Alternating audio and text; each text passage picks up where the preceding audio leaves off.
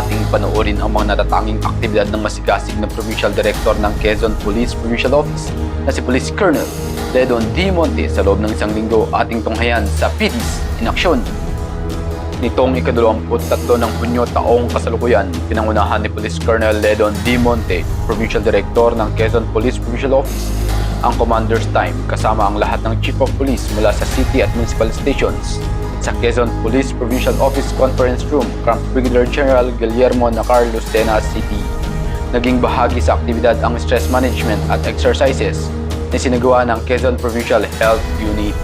Nitong ika-25 ng Hunyo taong kasalukuyan, nagsagawa ng station visit at documents si Police Colonel Monte sa mga personahe ng Unisan, Bitogo, Macalelon, Katanawan at General Luna Municipal Police Station upang alamin ang kanilang welfare at sitwasyon sa kanilang himpilan. Samantala, nitong ika-26 ng Hunyo taong kasalukuyan, dumalo si Police Colonel Monte sa sinugawang inaugurasyon ng bagong tayong General Luna Municipal Police Station na pinangunahan ni Police Brigadier General Paul Kenneth T. Lucas, Regional Director ng Police Regional Office 4A at Honorable Mayor Matt Erwin Florido, Municipal Mayor ng General Luna, Quezon. Nagsimula ang pagsasakatuparan ng bagong himpilan ng pulisya at aktibong pagtutulungan ng Police Regional Office 4A at General Luna Local Government Unit.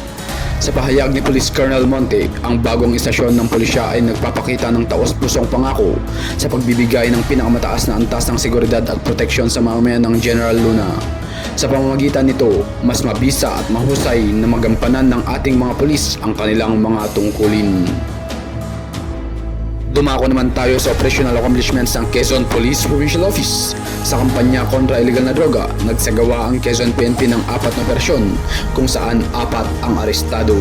Sa kampanya naman laban sa mga wanted persons, nagkasa ang Quezon PNP ng 6 na operasyon na dahilan ng pagkakatagip ng 6 na individual. Sa illegal gambling, nagsagawa ang Quezon PNP ng 14 na operasyon at 39 ang arestado. At iyan ang ilan sa mga natatanging aktibidad ng masigasig at napakasipag na Provincial Director ng Quezon Police Provincial Office na si Police Colonel Ledon D. Monte. Dahil dito sa Quezon Police Provincial Office, ang gusto ng polis, ligtas ka! At iyan ang ilan sa mga natatanging aktibidad ng napakasipag at masigasig na Provincial Director ng Quezon Police Provincial Office na si Police Colonel Ledon D. Monte. Dahil dito sa Quezon Police Provincial Office, ang gusto ng polis, ligtas ka!